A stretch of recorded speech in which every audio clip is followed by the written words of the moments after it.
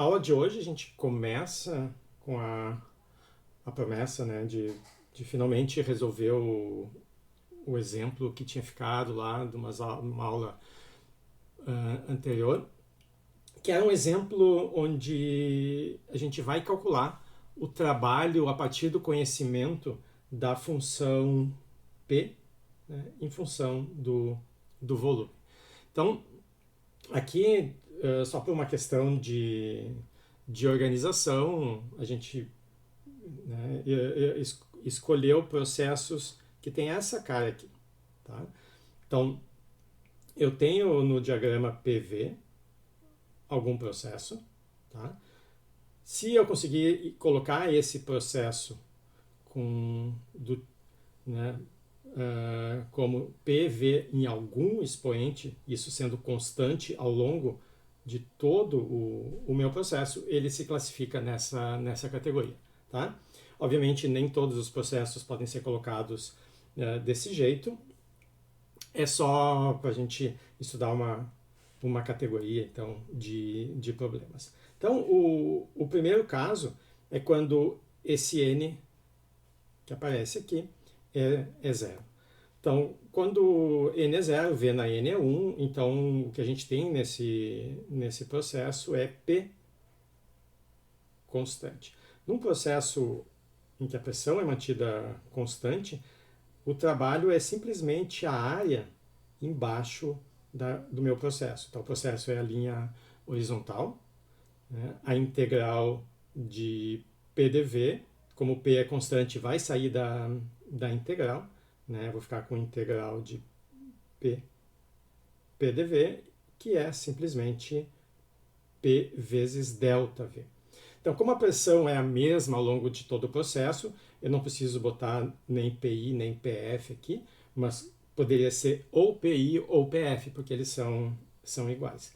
Então, P é essa altura aqui, o ΔW é essa base, então o que a gente tem é a área desse retângulo. Isso aqui só vale, claro, para esses processos simples, onde a pressão é constante. Tá? Então, esse aqui é o caso mais simples que a gente pode ter. Então, de novo, esqueci de enfatizar, a gente está fazendo isso para um gás ideal. Tá? Então, na aula passada, a gente lembrou qual é a equação de estado de um gás ideal, PV igual a nRT, só que isso aqui vale para um estado. Então, num ponto do diagrama PV, as três quantidades, né, das quais a gente só representa duas aqui no diagrama, elas são dadas, são amarradas por essa equação.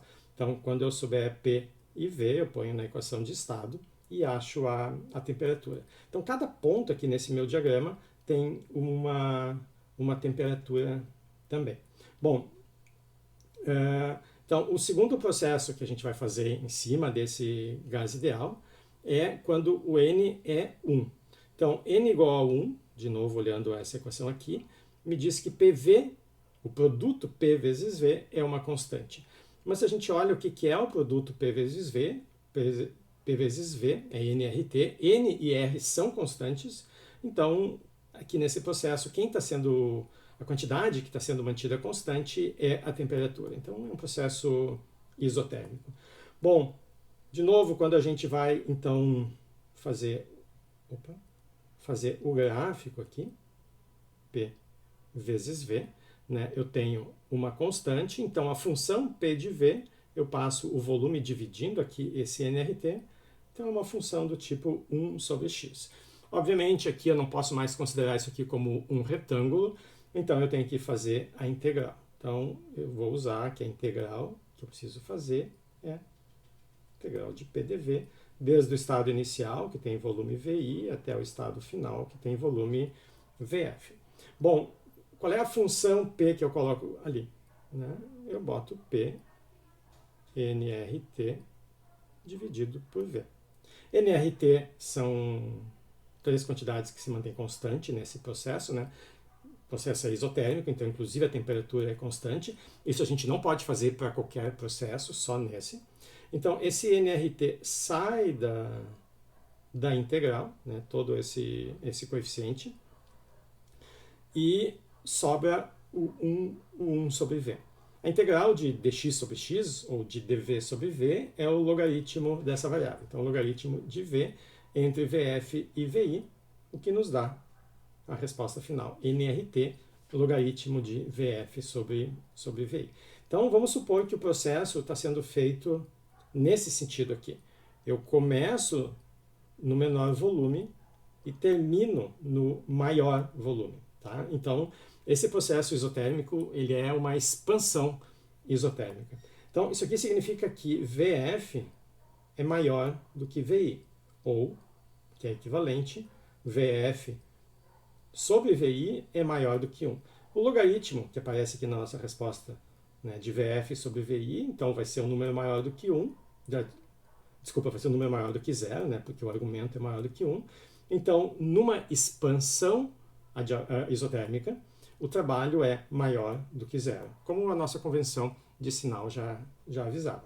Se agora eu tiver não maior, mas menor do que 1, tá? Então agora eu vou fazer o meu... vamos trocar de cor aqui. Então, se eu tiver agora o volume final menor do que o inicial, que significa que eu estou fazendo o meu caminho ao contrário, eu começo aqui e termino aqui. Então, eu estou fazendo uma compressão isotérmica. Esse argumento aqui ser menor do que 1 significa que o logaritmo vai ser menor do que 0, então o trabalho é negativo. Tá? Então, esse é o mesmo resultado que a gente tem quando inverte os índices da integral, né? Esses índices aqui. Então, a integral que é feita da direita para a esquerda vai nos dar um resultado negativo. Então, esse sistema está sendo comprimido. Eu tenho um agente externo apertando, comprimindo o pistão e diminuindo o volume desse sistema. Então, o trabalho é feito sobre o gás. E nesse caso, de novo, a nossa convenção já tinha nos dito que o sinal era negativo. Então, essas equações elas dão resultados consistentes, como deveria ser, com a nossa convenção de sinais. Bom, o terceiro caso, que já é menos intuitivo, é aquele de um processo adiabático. Provavelmente na segunda-feira a gente vai olhar com cuidado o processo adiabático, mas a gente já adianta que essa constante aqui, ela tem um valor bem determinado nos processos adiabáticos, tá? Então, aqui para um gás ideal, essa constante vai ser a razão entre os dois calores específicos que a gente tinha introduzido e discutido na aula passada, né? O calor específico a pressão constante e o calor específico a volume constante. Mas esse gama é um número, tá? Ele é fixo, tá? E a gente vai mostrar então na segunda-feira que essa quantidade aqui, então, que permanece constante ao longo de todo o processo adiabático, vale com esse n igual a gama. Então, se PV na gama é uma constante, significa que no início do processo e no final do processo e no meio, em todos os estados intermediários, essa constante vale sempre a mesma coisa. Como isso inclui o estado inicial e o estado final, a gente sabe então que PI e VI na gama tem que ser igual a PF e VF na gama nesse tipo de processo. Tá? Então essa relação aqui, e isso é igual àquela constante lá, isso a gente vai usar agora no cálculo do trabalho. Então, de novo, eu vou partir de integral de PDV, e a função que a gente quer integrar é isso aqui, é uma constante dividida por V na gama. Então é isso que eu vou colocar na minha integral de PDV, é o que está aqui. Tá? O A, como é uma constante, já saiu aqui da integral, e eu fico com dV sobre V na gama. Como esse gama ele nunca vai ser 1, eu não tenho como, a partir desse processo aqui, cair naquele caso particular anterior do processo isotérmico. Processos adiabáticos e processos isotérmicos são distintamente inclassificáveis, assim, eles são completamente diferentes, tá? Então, processo adiabático a temperatura muda e no processo isotérmico eu tenho calor. Então, eles não compartilham as propriedades. Então, essa integral dv sobre v na gama, eu não preciso me preocupar com o caso particular gama igual a 1, porque esse gama não pode ser 1 aqui, tá? Ele é sempre maior do que 1. Então, posso fazer essa integral, a integral de v na menos gama é v na menos gama mais 1, dividido por menos gama mais 1, tá aqui, tá? A integral definida entre VI e VF, a gente substitui tudo e chega a esse resultado. Bom, essa integral ainda ela não é conveniente, porque aparece essa constante. Eu quero me livrar dessa constante. Eu quero uma expressão, né, como aqui está aqui, que só dependa daquelas informações que eu tenho sobre o meu processo, que pode ser, por exemplo, o ponto inicial e o ponto final. Então, o que eu faço? Eu pego, vou mudar a cor aqui, eu pego esse A e multiplico aqui e multiplico aqui. Só que quando eu faço a multiplicação por esse VF na 1 menos gama, eu uso que o A vale PF VF na gama. Então, eu botei aqui. Isso aqui que está em vermelho é o Azinho. Tá? Quando ele multiplicou o VF na 1 menos gama, eu usei que A igual a PF VF na gama. Quando eu multiplicar agora o VI na 1 menos gama, eu vou usar que o A também é igual a PI VI na gama. Não estou mudando nada, porque essas duas coisas aqui elas são iguais. Tá? Mas como eu vou multiplicar por um VI aqui, eu uso a expressão com I para poder simplificar. Né? Então, de fato, esse VI na gama simplifica com esse VI na menos gama, esse VF na gama com VF na menos gama, e só sobra PF VF menos PI VI dividido por 1 menos gama. Como eu inverti aqui, né, eu inverti 1 menos gama, porque como gama é maior do que 1, esse denominador é negativo. Então, eu inverti para deixar o denominador positivo, então eu tenho que inverter em cima também. Né? Eu tinha PF VF menos PI VI, invertendo fica PI VI menos PF VF. Tá? Então, toda vez que a gente tiver um processo adiabático, o trabalho, a área embaixo dessa curva, e notem que essa curva ela é muito parecida com a do processo isotérmico. Né? Se eu simplesmente olho um desenho assim, eu não tenho como distinguir os dois. Porque não tem nenhuma escala, eu não tenho como testar se essa curva é 1 sobre x ou 1 sobre x na gama, sei lá, 5/3, alguma coisa assim. Tá?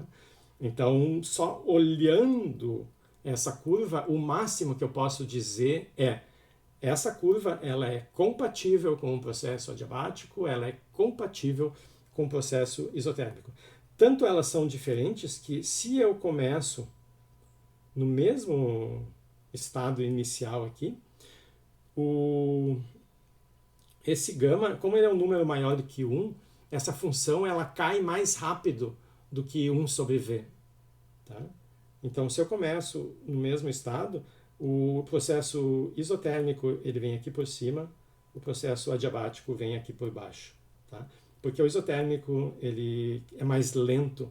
À medida que o volume aumenta, a pressão diminui, mas a taxa com que ela diminui é menor que a do adiabático por causa desse expoente gama aqui. Tá? Bom, provavelmente na segunda-feira a gente vai mencionar de novo, a gente vai fazer uma discussão mais geral sobre o processo adiabático, inclusive mostrando de onde vem essa relação aqui. Tá? Então a gente retoma esse ponto. E o último caso que a gente consegue enquadrar aqui nessa família de funções é o processo a volume constante que a gente consegue obter quando o n vai para infinito. Como é que a gente enxerga que quando o n vai para infinito o volume é constante?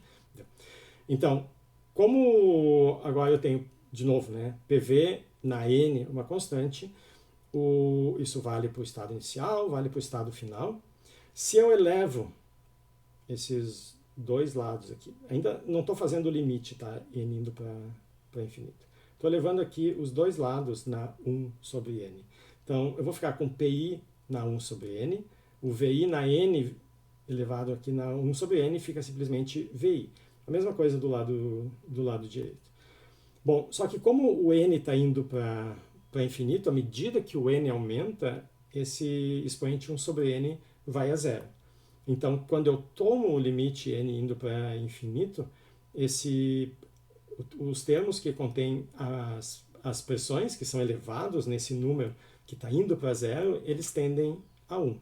Tá? Então, eu simplifico os dois P's e a gente termina com a igualdade dos dois volumes.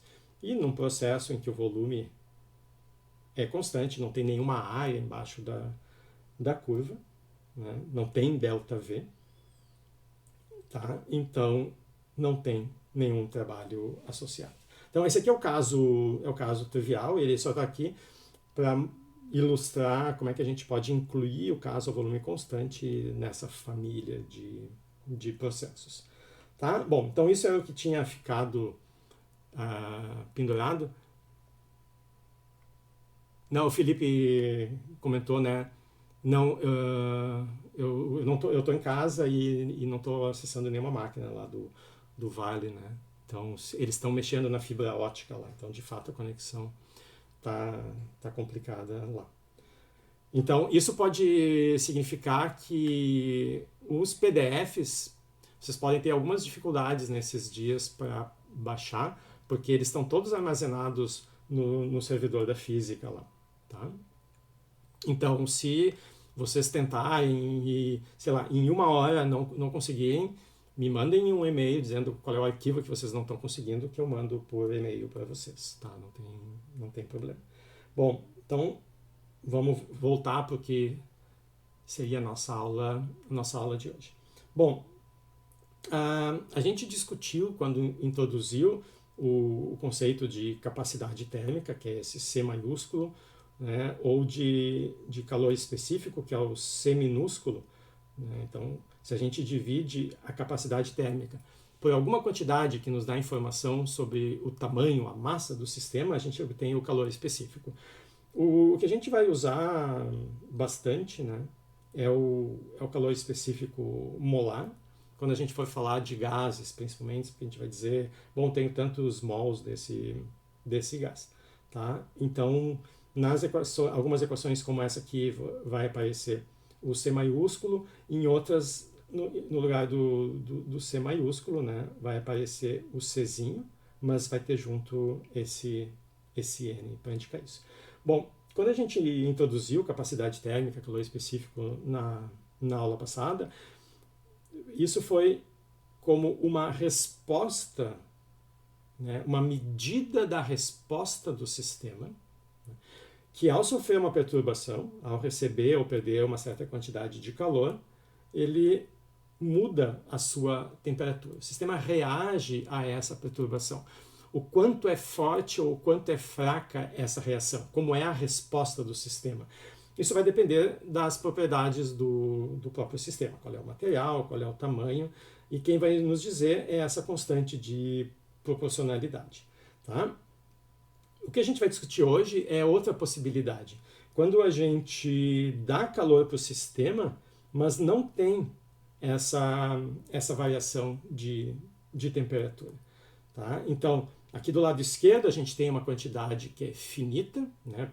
Ou que não é zero. Né? Pensem na equação macroscópica. Né? Então, se eu tenho aqui um número que não é nem zero nem infinito, um número qualquer, uma certa quantidade de calor que é dada para o sistema, tá? Como nesses casos onde eu não tenho variação de temperatura, esse ΔT vai a zero, a única maneira de eu tenho para compatibilizar isso é multiplicar uma quantidade que vai para infinito, tá? Porque se não for assim, eu não tenho como esse produto aqui me dar um número finito, tá? Então, isso pensando no contexto dessa equação, tá? Então, isso é uma maneira que a gente pode pensar como seria o calor específico num processo isotérmico. É como se a capacidade térmica desse sistema fosse infinita. Isso vale também para quando a gente tem um sistema muito grande, o que a gente chama de reservatório térmico. Reservatório térmico, ele pode ganhar ou perder calor sem mudar a sua temperatura. Então é como se na prática ele tivesse uma capacidade de receber ou de perder calor infinita, uma capacidade térmica infinita. Ainda numa das aulas dessa área, a gente vai discutir alguns processos termodinâmicos não convencionais, e a gente vai ver que ao longo desses processos a gente pode ter um ponto ali onde o calor específico diverge, tá? E vai acontecer exatamente isso aqui. Ele vai passar por um ponto e naquele ponto é como se ele estivesse num processo isotérmico, tá? Mais adiante a gente vai discutir hoje. Esses processos não convencionais, eles são super interessantes porque normalmente não são discutidos na física básica e eles ajudam a gente a entender um pouco melhor conceitualmente o que acontece nesses sistemas, tá? Então, um processo onde eu posso dar calor e não tenho mudança de temperatura, então é o processo isotérmico. Na verdade, o que está acontecendo aqui é o sistema está ganhando calor ou perdendo calor, mas ele não muda a temperatura porque ele troca calor e compensa tudo aquilo que ele ganha ou perde com essa troca de calor. Então, se eu estou comprimindo um gás isotermicamente, eu estaria dando energia, poderia mudar a temperatura dele, mas ele não vai mudar um gás ideal, porque ao mesmo tempo ele vai pegar todo esse excesso, toda essa energia que o trabalho deu e vai mandar embora, tá? Vai mandar para a vizinhança. Então, tudo que ele ganha, ele perde e ele consegue manter a temperatura constante. O processo que nos interessa aqui não é o processo isotérmico, mas é um tipo de transição de fase que são aquelas que envolvem calor latente. Nem todas as transições de fase envolvem calor latente. A gente vai discutir os diferentes tipos de transições ou alguns tipos de transições de fase lá no final do curso, tá? na última área. Transições de fase com calor latente são essas transições de fase que vocês estão acostumados a ver com a água, por exemplo, né? Vocês botam a água no freezer, ela congela. Vocês botam a água a ferver, ela entra em ebulição e evapora, tá? Então, essas duas transições são exemplos de transições que envolvem calor latente. O que significa isso? Então, significa que quando vocês, por exemplo, botam uma panela para fazer uma massa, por exemplo, então, vocês estão dando calor, a temperatura vai aumentando, ela estava inicialmente, né, supondo hoje, inicialmente a 40 graus, e ela vai subindo aos poucos até chegar em 100 graus Celsius. O que acontece depois que ela chega nesse ponto? Esse é o ponto de ebulição, é o ponto onde ela começa a borbulhar, ferver, e obviamente é o ponto onde vocês vão botar a massa. O que acontece? Esqueçam a massa. O que acontece com a água nesse ponto? Porque a panela continua no fogo, o sistema continua recebendo calor.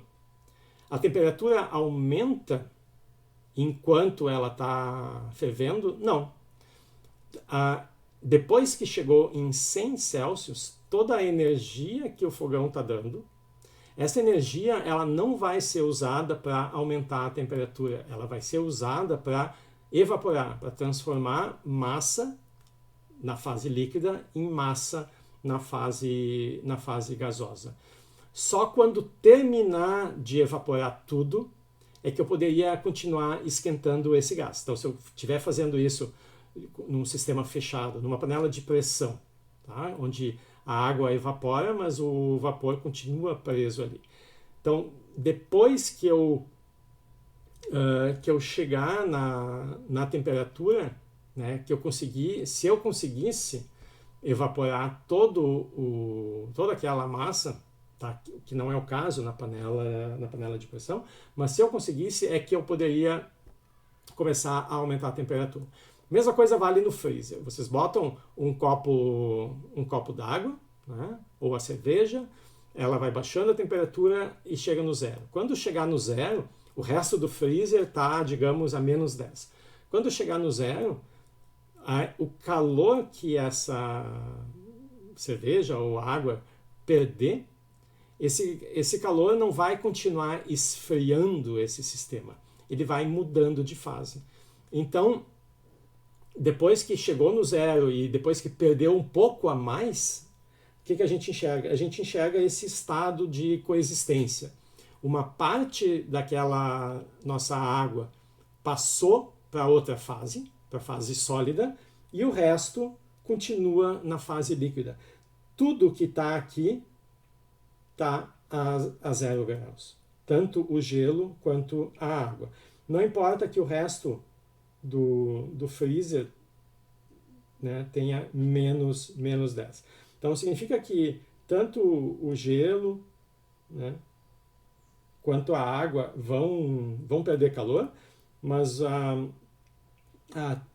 o gelo, a energia vai ser reposta pela água que está em volta, e essa água que está perdendo, o que ela faz? Ela não baixa a temperatura, ela produz mais gelo. Tá? Então, enquanto o sistema estiver estacionado no ponto de fusão, né, um ponto de liquefação ou qualquer outro ponto de vaporização, ele não varia a sua temperatura. Enquanto existir coexistência de fases, as duas fases elas têm que estar em equilíbrio. A gente está fazendo esse processo de forma quase estática. Então, se eu tivesse uma das duas partes do sistema com temperaturas diferentes, esse sistema estaria fora do equilíbrio. Tá? Mas isso aqui é feito com passos tão pequenos que em cada passo os dois estão equilibrados. Então está tudo aqui a 0 Celsius. Tá? À medida que o sistema vai perdendo calor, porque ele continua perdendo, mais e mais água líquida vai virando água sólida, gelo, até que todo o meu copo congelou. Depois que congelou, ele recomeça essa caminhada para baixar a temperatura. Aí eu vou ter gelo a -1, gelo a -2, e, né, todos os valores intermediários ali, até finalmente aquele copo equilibrar com o restante do freezer. Tá? Mas então o ponto importante é, na transição de fase, todo o calor que é trocado não é usado para variar a temperatura. Essa equação aqui não vale mais. Mas quanto calor o sistema precisa para congelar toda a água vai depender do que é toda a água. Quanto maior for o meu copo, a minha garrafa, o meu sistema, mais calor eu preciso tirar para congelar todo ele. Então, a quantidade de calor envolvida nesse processo de mudança de fase é proporcional à massa do sistema. Se a gente quiser transformar essa proporção numa igualdade, então a gente introduz uma constante de proporcionalidade. Essa constante de proporcionalidade é o que a gente chama de calor latente e vai depender do material. Tá? Então, embora para todos os materiais a quantidade de calor seja proporcional à massa, alguns materiais vão precisar perder mais, outros menos calor. Quem vai dizer isso é o calor latente desse material. Por que eu coloquei em módulo aqui? Porque ao contrário dessa equação, né, que aparece um ΔT, o ΔT nela me diz o sinal, né, do ΔT, positivo ou negativo, vai dar o sinal do ΔQ. Mas aqui, no calor latente, a gente não tem nenhuma informação aqui do lado direito sobre o sinal. L é uma constante positiva, massa, M, é uma constante positiva. Só que às vezes o sistema está passando de gelo para líquido, por exemplo, ou de líquido para gelo. Num sentido ele perde, no outro sentido ele ganha calor, tá? Mas o L vezes M me dá sempre a mesma coisa. Quando a gente tiver que usar essa equação, então a gente tem que olhar o contexto para saber se aquele calor LM vai entrar naquele problema específico como positivo ou como negativo, né? Vai depender se o calor está entrando ou saindo do sistema. Então a gente escreve como módulo de Q igual a LM. Qual é o sinal? Bom, aí quando a gente chegar num problema, né, daqui a pouco tem um exemplo, a gente decide. E o que acontece, né, se eu tenho um sistema de massa M, a energia que eu preciso para fazer com que toda essa massa mude de fase é L vezes M. O que acontece agora se o calor que eu dou para o sistema não atinge esse valor, não atinge o L sobre M. Né? Então, o meu copo chegou no zero e eu sei que para congelar eu preciso dar L vezes M. O que acontece se eu der metade desse calor? Se eu der metade desse calor, eu vou congelar metade dessa massa. Se eu der 10% desse valor, eu vou congelar 10% dessa massa. Tá? Então, dependendo de qual é a fração desse calor aqui que eu dou, eu vou, né, mudar a fase de uma fração que mantém a mesma proporção com o calor. Tá? Então eu vou comparar o calor que vai ser dado ou perdido, eu vou comparar com esse Lm. Essa aqui vai ser a fração da massa, né, esse mzinho, que vai conseguir mudar de fase. Então, mzinho vai estar na nova fase e o resto, até completar o mzão, ou seja, mzão menos mzinho, vai permanecer nessa fase. Então, à medida que eu vou tirando o calor lá da minha cerveja no freezer, o mzinho vai aumentando e à medida que esse mzinho se aproxima do mzão, né, a quantidade de massa na fase original vai indo a zero e a massa na nova fase vai ocupando todo o sistema. Tá? Então, se eu não der calor suficiente ou não tirar calor suficiente, eu não faço a transformação completa de fase. E aí eu termino com um sistema que, né, nossos sistemas idealizados, é como se o freezer parasse de funcionar ali, ou eu parasse de dar calor para uma panela, e o processo para naquele momento. E naquele momento eu tenho uma certa repartição entre água e vapor, ou água líquida e gelo. Se nenhum calor é trocado além daquele, o sistema fica naquele estado de equilíbrio para sempre. Deixa eu ver a pergunta do Cristiano aqui. Vamos voltar lá para o processo isotérmico. Como é que a gente faz um processo isotérmico? Né? Eu posso ter um gás e a gente agora faz um trabalho aqui sobre esse gás. Mas eu quero que esse processo não altere a temperatura do sistema. Como é que eu faço isso? Eu coloco esse meu sistema aqui em contato com o que a gente chama de banho térmico. Vamos dizer então que essa temperatura aqui vamos chamar de T0. Como esse processo é feito de forma quase estática, muito lenta, o sistema, o gás aqui dentro, vai estar sempre em equilíbrio com o reservatório. Então, esse processo vai me garantir isso. Como é que ele entra em equilíbrio? Toda vez que eu der uma pequena quantidade de trabalho aqui para o meu gás, ele vai transferir essa energia na forma de calor para o meu reservatório. Tá? E esse calor vai ser exatamente o trabalho. Então, tudo que entra acaba saindo e a energia do meu sistema permanece a mesma. Tá? Para um gás ideal, onde a energia é só função da temperatura, manter a mesma energia, manter a mesma temperatura é a mesma coisa. Tá? Mas então a ideia é essa. Eu tenho um processo onde eu tenho trabalho, significa que eu tenho variação de volume, o sistema está sendo comprimido ou expandido, né? É só inverter todos os sinais aqui. O sistema está sendo comprimido, eu tenho trabalho.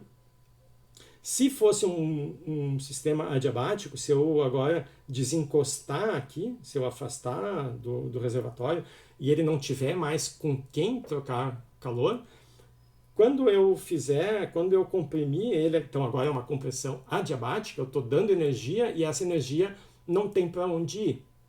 Como ela não tem para onde ir, ela vai ficar armazenada no sistema. Então eu estou aumentando a energia, isso vai aumentar a temperatura do sistema. Então, no processo adiabático isso não funciona. Então aqui nesse processo isotérmico eu consigo manter a temperatura mesmo fazendo uma variação no volume. Como a equação de estado PV nRT e o processo então, é isotérmico, O gás não está perdendo moléculas, o N é constante, o R é uma constante, né? E agora, como a gente está mantendo constante a temperatura, então todo o meu lado direito aqui é constante. Então, eu tenho um processo onde P vezes V é igual a uma constante. Então, essa é a função P igual a uma constante, né? Eu vou tirar daqui e vou botar aqui. Tá? Essa é a função que a gente tem que colocar aqui na minha integral de PDV para calcular o trabalho. Então, boto essa função aqui, só que eu não vou botar essa constante, vou botar nRT direto. Como é uma constante, já saiu aqui da integral, só ficou esse 1 sobre V, 1 sobre V. Integral de dV sobre V é logaritmo de V, mas é uma integral definida, então vai ser calculada entre VI e VF. Então vai ficar logaritmo de VF menos logaritmo de VI, que usando as propriedades do logaritmo eu posso combinar e escrever logaritmo de VF sobre VI. Tá? Que é o nosso resultado, então, aqui do processo. Daí depois a gente analisou dois casos, né? O VF maior do que o VI e o VF menor do que o VI.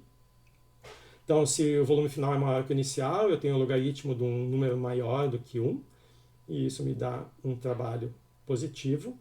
Mas, ao contrário, se eu tiver uma compressão, o meu volume inicial for maior, o logaritmo vai ser de um número menor do que 1, e o trabalho é negativo, tá? De acordo com as nossas convenções de sinal. Tem duas situações que a gente pode fazer esse processo. Então, eu posso pegar o meu pistão e colocar ele em contato com um outro sistema com uma certa massa, ou eu posso colocar ele em contato com o sistema aqui, onde eu não vejo o final, que tem uma massa que vai para infinito. Tá? Quando as trocas de calor forem entre dois sistemas finitos, eu tenho que me preocupar com a variação de temperatura dos dois. Tá? Isso é o processo de calorimetria que a gente vai ver ainda na aula de hoje. Se agora eu tiver um sistema muito grande, tá? É esse sistema que a gente chama de reservatório. Então, toda vez que a gente usar a palavra reservatório, tá? Ou banho térmico, significa que o nosso sistema está em contato com uma massa que é tão grande que mesmo que... Ou seja, a capacidade térmica dela é tão grande, tá? Que se tu pegar esse calor que o pistão vai perder e jogar, essa quantidade de calor vai fazer um certo ΔT nessa massa, mas o ΔT que vai fazer nessa aqui vai a zero na medida que o M vai para infinito. Então, quando a gente fala em reservatório, é um sistema que é tão grande que a única característica que sobra dele é a temperatura. Tá? Então, reservatório térmico é um sistema que tem temperatura, por definição, constante. Tá? Então, isso é o equivalente, né? Fazer a massa ir para infinito seria equivalente a fazer a capacidade térmica ir para infinito. Tá? Mas não é isso que eu fiz naquele outro slide. Lá eu estava pensando no próprio sistema, tá? Que era o nosso gás. Aqui a gente está aplicando para um sistema também, mas o reservatório. Tá? Então, é a mesma coisa, mas só lá eu estava pensando no sistema principal, aqui eu estou pensando num sistema auxiliar, mas a ideia é a mesma. Né? Então, se a massa vai para infinito, a capacidade térmica vai para infinito, é como se naquele nosso exemplo da aula passada, que a gente tinha gavetinhas, né, para colocar calor, é como se essa gavetinha aqui não tivesse fundo. Então eu podia botar calor aqui e o sistema nunca ia passar para a próxima temperatura. Ele teria capacidade infinita de absorver energia sem mudar de temperatura. Então essa é uma definição que a gente vai usar em todo o curso. Né? Reservatório térmico é aquele onde a temperatura é sempre a mesma. Eu vou ter outros tipos de reservatórios. Eu posso ter um reservatório de pressão, que é aquele que eu posso comprimir, né? Mas isso não muda a pressão. Se vocês fizerem uma expansão e aqui do lado de fora tiver a atmosfera, esse processo, o que vocês estão fazendo aqui? Se o pistão está vindo para cá, vocês estão comprimindo a atmosfera. Mas a atmosfera pode ser pensada como um reservatório de pressão. Não importa, vocês podem andar metros aqui, vocês não vão afetar a pressão da atmosfera. Tá? Então, nesse caso, a atmosfera vai funcionar como um reservatório de pressão. E a gente vai ter reservatório de partículas e vários sistemas auxiliares que, por serem reservatórios, eles vão ter uma descrição simplificada. Né? O fato da temperatura ser constante vai simplificar a descrição desse sistema. Tá? Então, a gente reserva a palavra reservatório para esses sistemas muito grandes que não mudam as suas propriedades. Tá? Então, voltando aqui ao nosso calor latente, só para vocês terem uma ideia da quantidade, do valor, né, do calor latente e como essa quantidade é muito maior do que o calor envolvido para uma mudança de temperatura. Então, aqui tem um exemplo bem simples. Né? Eu pego uma certa massa M de água, não importa qual é o M, e eu vou considerar duas situações, onde eu vou tirar uma certa quantidade de calor e vou usar essa energia para levantar essa massa. Então a pergunta é, se eu esfriar a minha massa de 1 grau Celsius ou 1 grau Kelvin, é a mesma coisa, a que altura eu posso levantar essa massa? Então eu pego o calor, né, mc delta T, e igualo isso à energia potencial gravitacional, né, com esse H, que é o quanto eu levantei a minha massa, supondo a gravidade constante. Tá? Então, ao igualar essas duas quantidades, o M cancela, então não depende da massa, mas isso é razoável, né? Porque, claro que quanto maior for a minha massa, eu vou conseguir tirar mais energia ao esfriar 1 Kelvin, mas na hora de levantar essa massa, eu vou ter que fazer um trabalho proporcionalmente maior. Tá? Então, a massa do sistema acaba sendo irrelevante. E aí eu posso isolar esse H, vai ser C vezes ΔT dividido pela gravidade. O calor específico da água é 4,186 joules por grama ou 4.186 joules por quilograma. Tá? Então aqui eu estou usando 4.000 porque eu estou passando para quilogramas aqui. Tá? Por que eu estou passando para quilogramas? Para manter consistência com o joule aqui. Joule é Newton vezes metro, e no Newton eu tenho quilograma, né, por metro por segundo ao quadrado aqui. Então, para manter consistência aqui, eu passei para quilogramas. Claro que se eu estivesse multiplicando por uma massa, não precisava me preocupar com isso, porque de repente esse grama ia cancelar com esse outro grama, não precisava fazer essa transformação. Como aqui não está acontecendo isso, eu passo todas as unidades para o sistema internacional para não ter problemas de unidades. Então, se eu coloco agora o C da água e o ΔT, que é de 1 Kelvin, e um valor arredondado aqui para a gravidade, a gente vê que realmente a quantidade de energia que está associada a mudar a temperatura do objeto de um único grau é muito grande. Né? A gente consegue levantar ele mais de 400 metros. Mas isso é pouco se a gente compara com a energia que é necessária para evaporar essa massa. Então agora, ao invés do mc ΔT, o calor que a gente está usando aqui para igualar com a energia potencial gravitacional é o calor necessário para evaporar o objeto, que também depende da massa, né? Só que é massa vezes o calor latente.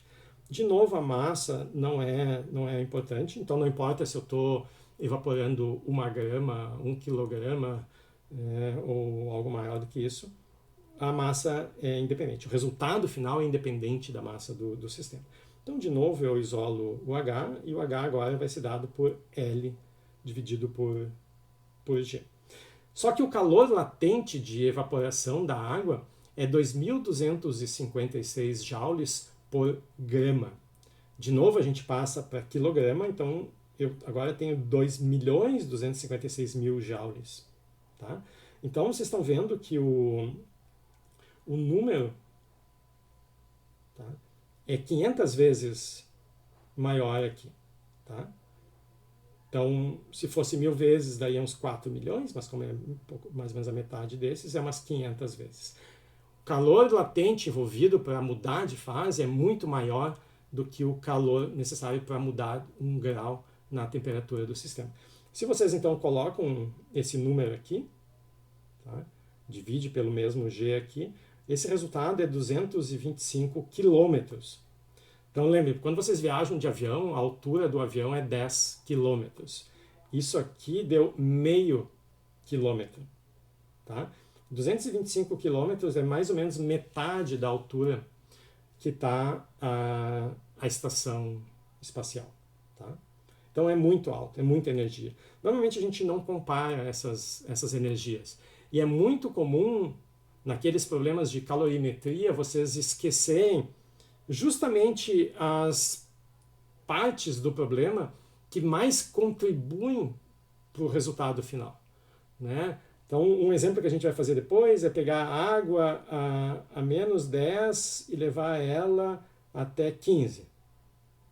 E aí, bom, aí então o cara pega ΔT 25, pega o C da água líquida, que também está errado, porque ela tem 2 fases aqui, e esquece que no meio do caminho tem que evaporar. E a energia envolvida na evaporação é a maior contribuição. Tá? Depois então a gente volta para o problema. Deixa eu ver a pergunta do Arthur aqui. Então, no nosso problema idealizado, o calor vai todo para a energia potencial gravitacional. A gente não tem atrito, não tem uma série de complicadores do problema. Então aqui sim, a gente pega todo esse calor e transforma. Não quer dizer que eu vou pegar esse calor, que foi o calor que eu tirei. Eu posso pegar essa quantidade de calor e dizer, bom, eu preciso, para esfriar eu uso tanto calor. Então eu vou pegar essa quantidade de calor e vamos ver até onde eu consigo levar. Não estou dizendo que é o mesmo, né? Porque isso violaria a segunda lei da termodinâmica. Bom, vamos então entrar no que é justamente a calorimetria, né? Então, a gente tem diversas situações onde eu posso considerar sistemas mais complexos do que uma única substância compondo o meu sistema. Tá? Então, uma situação complexa é se a gente considera como as diferentes fases do sistema como diferentes substâncias. Porque tem propriedades diferentes, então eu preciso tratar diferente o meu sistema, né, como eu falei há pouco. Quando ele está numa fase ou quando ele vai para outra fase. Então, nesses problemas, exatamente o que eu mencionei ali, onde eu pego o objeto num estado de equilíbrio, na fase 1, e ele termina também num estado de equilíbrio, mas em outra fase, eu não posso me esquecer que aqui no meio eu tenho uma transição de fase e nessa transição de fase eu preciso levar em conta esse calor latente. Então eu preciso particionar o meu processo, eu tenho que olhar indo da temperatura inicial até a transição e nesse intervalo as propriedades são uniformes. Tá? Então essa minha massa ela vai ter um calor específico ligado à fase que ela está. Então, o calor específico do gelo não é o mesmo calor específico da água líquida, que não é o mesmo calor específico do vapor. Então, eu tenho que cuidar para usar o calor específico correspondente àquela fase. Aí o meu sistema chega no ponto de transição, aí eu preciso mudar de fase, e depois ele pode finalmente ir para o destino final, onde ele tem outro calor específico. Tá?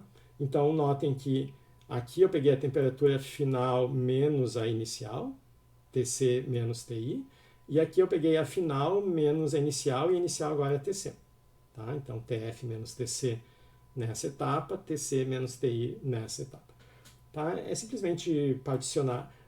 Mas, como eu disse, a gente não pode esquecer dessa etapa, porque é aqui que vai estar concentrada a maior parte da energia do sistema. Então, aqui é um caso onde eu tenho a mesma massa em todas as contribuições e tenho ΔTs diferentes, aqui, e um ΔT implícito aqui, zero, que não aparece. Tá? Então, uma outra situação é quando eu tenho o mesmo ΔT para todo mundo, mas massas diferentes. Então, imaginem que agora o meu objeto ele é feito de diferentes materiais. Tá? Por exemplo, então, material 1, 2, 3, cada um deles com calor específico diferente. Quando eu começo num certo estado inicial, todos os pedaços dessa substância estão na mesma temperatura, então TI é a mesma. Quando eu termino o processo, todo o meu sistema está em equilíbrio. Então todas as partes dele também estão à mesma temperatura. Então o ΔT é o mesmo para todos. Então quando eu dou aqui uma certa quantidade de calor para o sistema, esse calor vai ser distribuído por todo ele. Tá?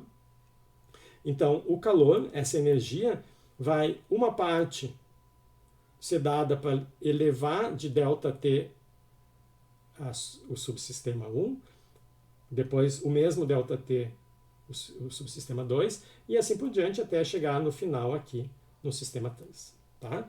Então, nesse caso, as massas são todas diferentes, mas a variação de temperatura aqui é a mesma para todos os pedaços. Tá? Bom, isso também permite a gente escrever uma capacidade térmica ou um calor específico característico, efetivo, de todo esse meu sistema que é feito aos pedaços. Né? Eu posso colocar em evidência aqui o ΔT. Então, se eu não soubesse que o meu sistema é dividido em vários pedaços, eu dou calor, meço ΔT e divido um pelo outro e digo, o sistema tem um certo C, uma certa capacidade térmica. Se eu sei como é que é composto esse sistema, eu consigo ver que essa capacidade térmica efetiva, ela é uma média ponderada pelas massas das partes. Né? Então eu faço M1 vezes C1 mais M2, C2, etc. Tá?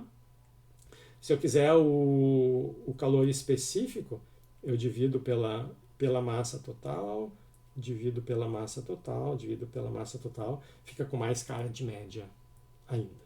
Tá? Então, uma substância complexa, feita da combinação de diferentes substâncias puras, eu posso definir um calor específico, uma capacidade térmica efetiva, que nada mais é do que a média sobre todas as componentes desse sistema, e essa média vai ser, né, eu estou levando em conta os Cs que compõem todo o meu sistema, e o peso com que cada um vai entrar na média final depende desses coeficientes que são as massas. Então, se um pedacinho do sistema tiver muito pouca massa, ele vai contribuir pouco para essa média, a menos, claro, que o C dele seja muito, muito maior do que os outros.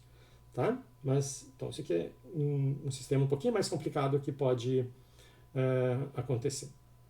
Então, o que acontece agora se eu pego um sistema e nesse sistema eu junto, então, essa parede aqui isola o meu sistema, tá? Uma parede que não deixa nenhuma interação aqui com o exterior, e eu coloco aqui objetos diferentes com temperaturas diferentes. Isso é o que a gente chama de calorímetro. Então, o calorímetro é um sistema onde eu posso botar um copo d'água e uma pedra de gelo e ver o que acontece. Tá? Eles vão ter temperaturas diferentes, e como eu isolei esse meu sistema, toda troca de calor que vai existir vai ser interna, vai ser entre os pedaços do sistema. Não tem nenhuma troca de calor aqui com o exterior. Ou seja, o calor líquido, o calor total trocado é zero. Então, se alguém ganha calor, esse calor tem que ter vindo de outra parte aqui do meu sistema. Então, se eu somar todas as trocas de calor, tem que dar zero. Então, nesse exemplo aqui que eu tenho só duas massas, eu poderia escrever Q1 mais Q2. Isso aqui tem que ser zero. Notem, eu não posso escrever Q1 igual a Q2. Porque se eu escrevo Q1 igual a Q2, essa equação me diz que os dois calores têm não só o mesmo módulo, o que é verdade, mas eles têm também o mesmo sinal. Né? Então, quando eu escrevo para aquele probleminha ali, Q1 igual a Q2, eu estou dizendo que se o Q1 é positivo, o Q2 também é. Se o Q1 é negativo, o Q2 também é. É verdade que o calor que o 1 perde, o 2 ganha. Então, em módulo, essa equação aqui está correta. Em módulo. Tá? Mas se eu quiser levar explicitamente em conta o sinal, eu tenho que escrever assim. Tá? Q1 mais Q2 igual a zero. Ou seja, Q1 é igual a menos Q2. Então, essa equação que ela me diz é que se eu tirar o módulo dos dois lados, eu caio de novo nessa equação aqui. Mas ela também me diz que se o Q1 é positivo, o Q2 é negativo. Se o Q1 é negativo, o Q2 é positivo. Então, o Q1 e Q2 vão ter sinais contrários. Eu não estou dizendo quem é positivo e quem é negativo.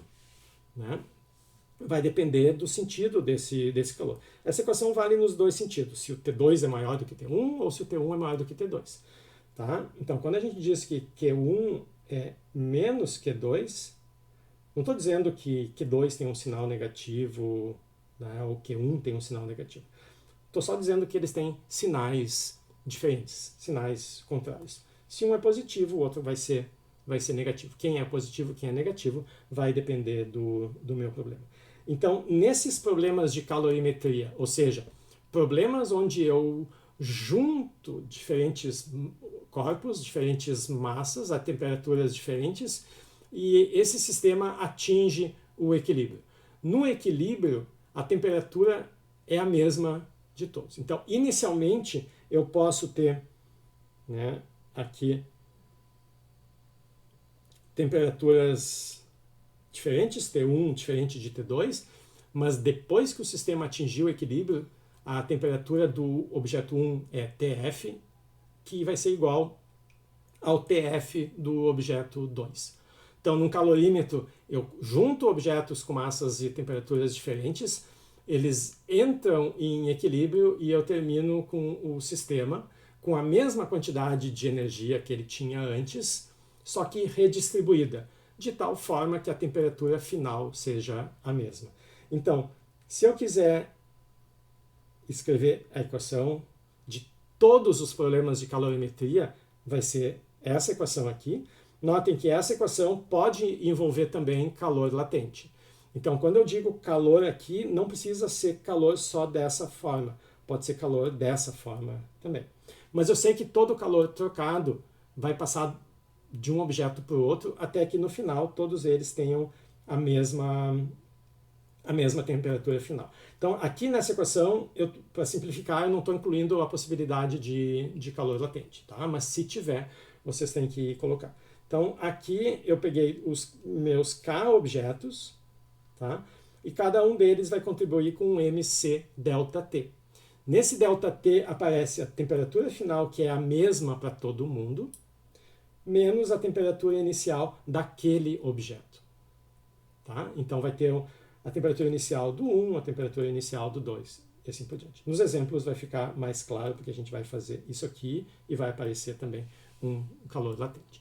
Tá? Então a gente tem diversas possibilidades de dar calor para uma combinação de massas aqui, e então a gente pode cair nessas diferentes situações. Então vamos fazer, para terminar, dois exemplos. Então o primeiro é aquele que eu tinha mencionado. Eu começo com uma certa massa de gelo e termino com a mesma massa, só que esse gelo derreteu todo e virou água a 15 graus. Então aqui eu tenho que fazer exatamente esse processo aqui, onde eu começo, né, no menos, esse aqui é o menos 10, esse aqui é o mais 15, e eu tenho que cuidar com a transição de fase. Então, a primeira etapa é pegar o meu gelo, que está a menos 10, e levar ele para o ponto onde ele pode mudar de fase. Ele só vai mudar de fase quando chegar no zero. Então aqui a gente está sempre supondo que a pressão é aquela onde a tensão de fase é no zero. Lá na última área a gente vai discutir como modificar esses pontos de transição com a pressão. Tá? Mas aqui, então, para nós a água vai mudar de fase no zero e no 100. Então, eu primeiro preciso levar o meu gelo até o ponto de fusão. Quanta energia eu preciso para fazer isso, né? Essa é a pergunta.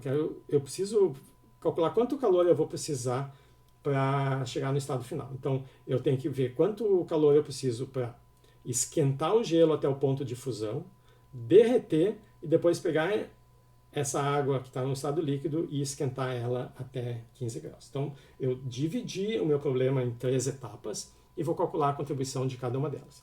Então, para calcular a primeira contribuição, que é o Q1, eu vou pegar o calor específico do gelo, que é esse aqui, a massa, né? Então, como eu estou usando calor específico usando quilogramas, eu vou colocar a massa em quilogramas. Muito cuidado, tá? Essa é uma das fontes de erro super comuns, assim. A pessoa bota por quilograma e depois bota a massa em gramas ou vice-versa, tá?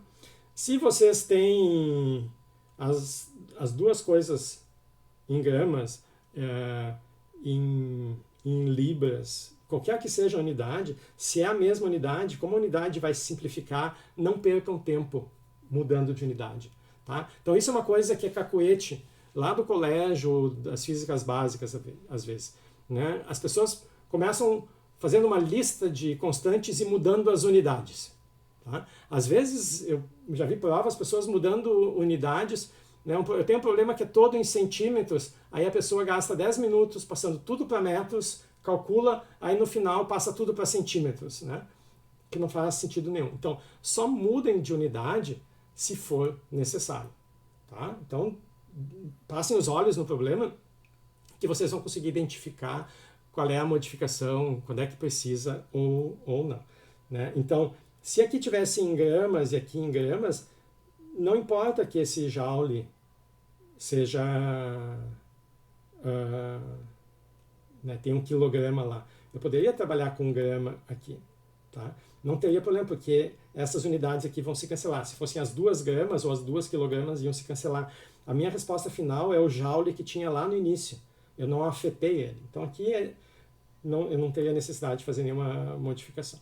Então, o C do gelo vezes a massa vezes a diferença de temperatura é de 10 graus. Notem que esse Kelvin aqui significa que o calor específico é por unidade de grau. O tamanho de uma unidade é o mesmo se a unidade for Kelvin ou se for Celsius. Tá? Então, vocês têm que tomar cuidado, porque o que tem gente que faz? Pega esse 10 Kelvin, e esse 10 Kelvin é igual a 10 Celsius. Não é igual a 283. Tá? Ou o contrário, né? O pessoal faz às vezes passar de um para o outro. Então, o 10 Kelvin seria menos, né, 263 Celsius. Tá? Eu fiz ao contrário aqui. Então, tem gente que faz isso. Pega um ΔT e muda de unidade. A gente não vai mudar a unidade do ΔT, a menos que seja Fahrenheit, alguma coisa esdrúxula assim. Mas ΔT, se está em Kelvin ou está em Celsius, é a mesma coisa. ΔT aqui 10 Kelvin, eu poderia ter posto 10 Celsius. Tá? Não é uma temperatura de 10 Kelvin, é um intervalo de temperatura de 10 Kelvin. Quando vocês quiserem mudar a temperatura, que vocês somam ou subtraem os 273. Tá? Mas não quando vocês querem mudar um intervalo de temperatura. Também tomem cuidado com isso.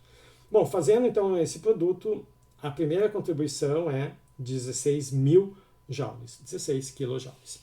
Aí agora eu tenho gelo a 0 graus, eu quero ter água a 0 graus. Então eu preciso derreter esse gelo. Então, como a gente viu antes, é o calor latente de fusão vezes a massa desse gelo. Então, eu vou lá na tabelinha, né, por quilograma, então o resultado é quilojoules. E de novo eu vejo que esse número é bem maior do que esse aqui, né? De novo, essa é uma energia bem mais importante nesse problema. Agora que eu já derreti o meu gelo, então eu tenho água líquida a 0 graus, eu vou dar calor para aumentar de 15 graus a temperatura. Então eu vou usar o C da água líquida, que é diferente desse aqui. A massa é sempre a mesma, e o ΔT agora é de 15 Celsius ou 15 Kelvin. Multiplico as três coisas, 45 joules. O calor total, então, vai ser a soma desses três, né? A soma desses três. E o resultado, então, é da ordem de 300 mil joules, dos quais boa parte está nessa etapa aqui do processo. Tá? Bom, nesse exemplo, a gente transformou todo o meu gelo em água. No nosso último exemplo, o que acontece agora se eu pegar o mesmo estado inicial, a mesma massa de gelo a menos 10, e der para ele 200 mil joules, né? Com o que a gente termina? Se a gente volta aqui, né, a gente vê que, né, eu comecei, né, nesse mesmo estado. Então, o que acontece agora se, ao invés de dar 300 mil quilojoules, eu der só 200 mil joules? Então, eu já vejo que eu não vou chegar com 720 gramas de água a 15 Celsius, porque eu estou dando menos calor. Então, aonde que eu vou terminar o meu processo? Então, eu começo, né, nessa sequência aqui. Então, vou usar 16 joules para levar o gelo até o zero. Ainda vão me sobrar, daqueles 200 quilojoules que eu tenho, ainda vão me sobrar 184. Mas 184 é menos do que os 240 que eu preciso para derreter o gelo. Então eu já vejo que se eu der 200 mil joules, 200 quilojoules, eu não vou nem conseguir derreter todo o gelo. Tá? Mas então a pergunta, né, quando o problema me pergunta qual o estado final, o que ele quer saber é exatamente isso.